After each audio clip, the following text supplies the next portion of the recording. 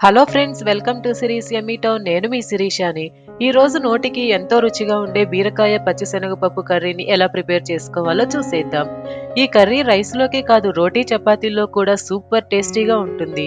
మీరెప్పుడూ ట్రై చేయకపోతే video skip చేయకుండా చివరి వరకు చూసి ఒకసారి ట్రై చేసి ఎలా ఉందో కామెంట్ చేయండి. మరి ప్రాసెస్లోకి వెళ్ళిపోదాం రండి. ముందుగా 5 స్పూన్ల వరకు పచ్చిశనగపప్పుని ఒక గిన్నెలోకి తీసుకొని శుభ్రంగా 2-3 సార్లు కడిగేసి కొన్ని నీళ్లు వేసుకొని అరగంట పాటు నానబెట్టుకోవాలి.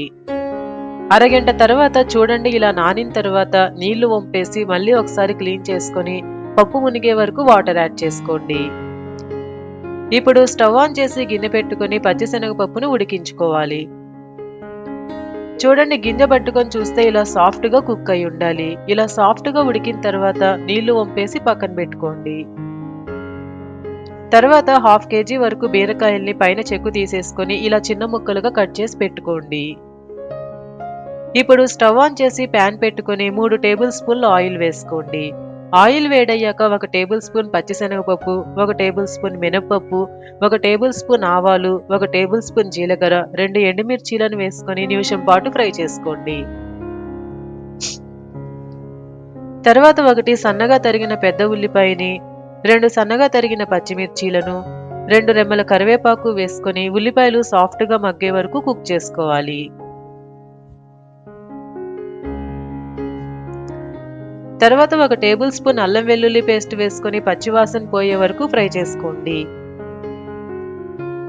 అల్లం వెల్లుల్లి పేస్ట్ బాగా వేగిన తర్వాత కట్ చేసి పెట్టుకున్న బీరకాయ ముక్కల్ని వేసుకోండి. అలాగే 1/2 టేబుల్ స్పూన్ పసుపు కూడా యాడ్ చేసుకొని ఒకసారి మొత్తం కలిసేలాగా బాగా కలుపుకోవాలి. ఇప్పుడు మూత పెట్టేసి బీరకాయ ముక్కలు కొంచెం సాఫ్ట్ గా మగ్గే వరకు ఉంచుకోండి. 10 నిమిషాలకు ముక్కలు ఇలా మగ్గిన తర్వాత ఒకసారి కలుపుకొని ఉడకపెట్టుకున్న పచ్చిశనగపప్పుని వేసుకోవాలి.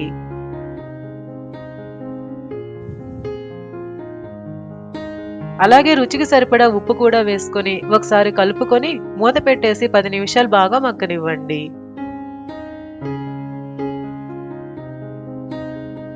10 నిమిషాల తర్వాత 1 టేబుల్ స్పూన్ కారం వేసుకొని ఒకసారి కలుపుకోవాలి. ఇప్పుడు 50 ml వరకు వాటర్ యాడ్ చేసుకొని ఒకసారి బాగా కలుపుకొని మూత పెట్టేసి ఆయిల్ పైకి తేలే వరకు ఉంచుకోండి.